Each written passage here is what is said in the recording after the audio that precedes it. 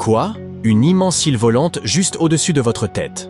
À l'ère de l'IA, vous pensez peut-être qu'il s'agit d'une vidéo générée par un réseau neuronal, mais vous devez savoir que premièrement, c'est tout à fait réel, que deuxièmement, si vous le souhaitez, vous pouvez visiter cette île, et que troisièmement, il se pourrait bien qu'elle détienne la clé du secret de l'Eldorado. Cet endroit s'appelle Roraima, et il ne s'agit en réalité pas d'une île, mais d'une montagne. En raison de plusieurs facteurs, nous avons l'impression de voir une île flotter au-dessus de nous. Mais tout cela est dû au sommet plat de la montagne. Elle n'a pas de pic, et présente donc un plateau, et les nuages épais qui l'entourent se fondent dans le ciel, créant une illusion d'optique.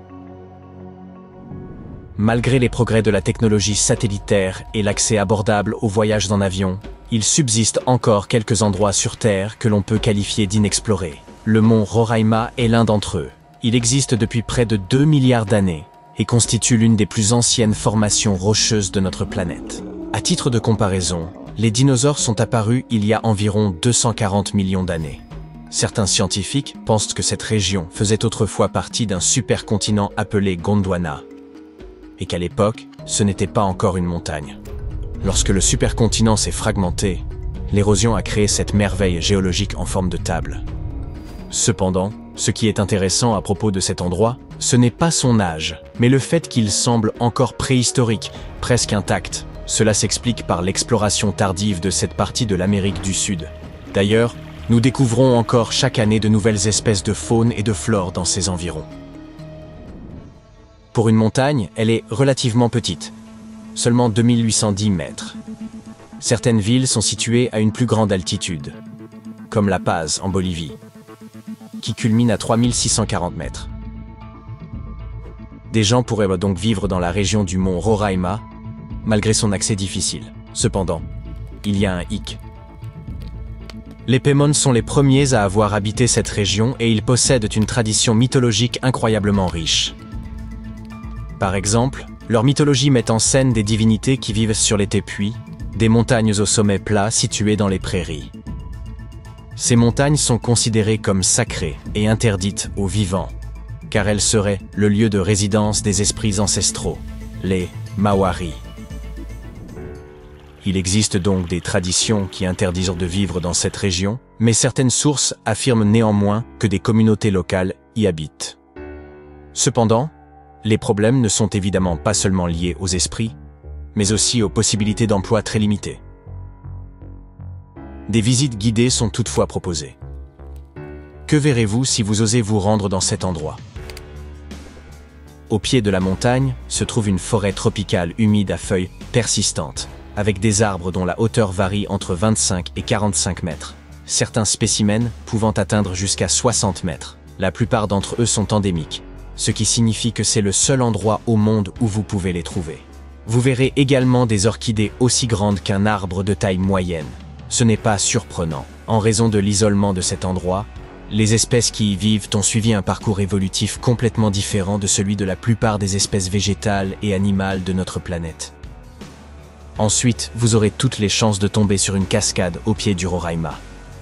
Elle coule là depuis des millions d'années. Fait amusant, il n'y a pas de rivière au sommet du Roraima. Ce sont les précipitations qui s'infiltrent dans les roches poreuses qui créent ce spectacle incroyable. Tout cela donne l'impression d'un monde perdu, n'est-ce pas? D'ailleurs, Sir Arthur Conan Doyle s'est inspiré des tépuis et de leur haut plateau pour écrire son roman « Le Monde perdu ». Oui, il n'est pas seulement célèbre pour Sherlock. Parmi ces merveilles naturelles, le Roraima se distingue comme le tépui le plus accessible. Il existe d'autres formations similaires, mais elles sont beaucoup moins faciles d'accès.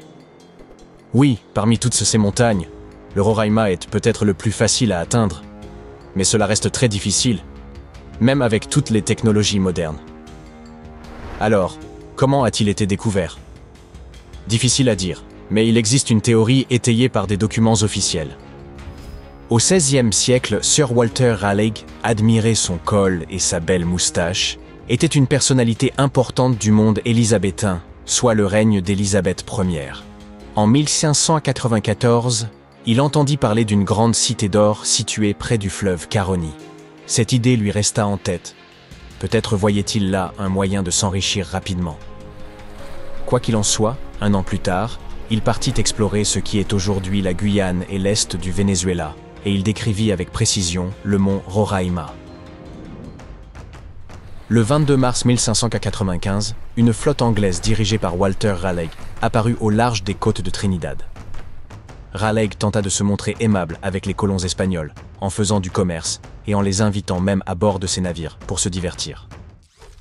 Après quelques vers, les Espagnols lui révélèrent qu'une certaine personne menait des activités particulières en Guyane, recueillant des informations sur la géographie du territoire et les trésors cachés à l'intérieur des terres. Le 7 avril, Raleigh lança une attaque surprise sur la ville de San José et réussit à capturer cette personne. Après l'avoir interrogé pour obtenir des informations, Raleigh annonça son intention de se rendre en Guyane à la recherche de la légendaire Cité d'Or. Comme ces navires ne pouvaient pas naviguer dans les chenaux étroits du delta de l'Orénoque, Raleigh fit modifier l'un d'entre eux, probablement une galéasse. Ce navire pouvait transporter 60 hommes et 40 autres furent répartis dans des embarcations plus petites. La progression fut lente dans le delta, et ils se perdirent dans ce que Raleigh décrivit comme un labyrinthe de rivières. Finalement, ils arrivèrent au Caño Manamo, puis dans le cours principal de l'Orénoque. Un peu plus en amont, à la confluence de l'Orénoque et du Caroni, Raleigh rencontra un chef indigène nommé Topiawari, avec lequel il s'entendit très bien. Topiawari lui révéla que son peuple avait été chassé de l'intérieur de la Guyane par une tribu féroce venue de l'ouest. Cela renforça la croyance répandue, partagée par les Espagnols et Raleigh, selon laquelle Eldorado abritait des Incas fugitifs venus du Pérou. Topiawari mentionna également que la tribu envahissante était riche en or et affirma que leur ville la plus proche, à seulement 4 jours de marche vers le sud, était la source des plaques d'or que l'on trouvait dans un vaste rayon. Mais il laissa entendre que des trésors encore plus précieux se trouvaient plus loin dans les terres.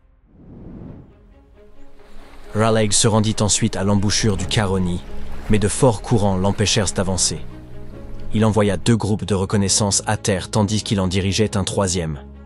Ils trouvèrent quelques pierres brillantes qu'ils s'empressèrent d'extraire du sol, mais la plupart s'avérèrent sans valeur. Ils apprirent qu'un immense lac d'environ 64 km de large, rempli d'or alluvial, se trouvait à la source du Caroni. Cependant, sans moyen d'avancer et avec la montée des eaux de l'Orénoque, Raleigh dut annuler l'expédition, espérant revenir lorsque les conditions seraient plus favorables. Ce n'est qu'en 1616, plus de 20 ans plus tard, que Raleigh obtint de Jacques Ier l'autorisation de tenter une 2e expédition en Guyane. Il assura au roi qu'il pourrait extraire beaucoup d'or d'une mine située près du Caroni, dont il avait entendu parler lors de son précédent voyage. Jacques lui ordonna expressément de ne pas entrer en conflit avec les Espagnols, qui contrôlaient toujours la région de l'Orénoque. À son arrivée en Amérique du Sud, Raleigh resta à bord du navire et envoya Lawrence Keymis et une équipe à la recherche de la mine. Pour des raisons qui restent obscures, Keymis finit par attaquer et capturer la ville espagnole de Santo Tomé, ce qui entraîna la mort du fils de Raleigh, Watt, au cours de l'escarmouche. Incapable de trouver la mine, l'équipage retourna au navire et, face à la colère de Raleigh, Keymis sauta la vie. De retour en Angleterre, Raleigh fut jugé pour avoir prétendument menti au sujet de la mine et tenté de provoquer un conflit avec l'Espagne, ce qui conduisit finalement à son exécution.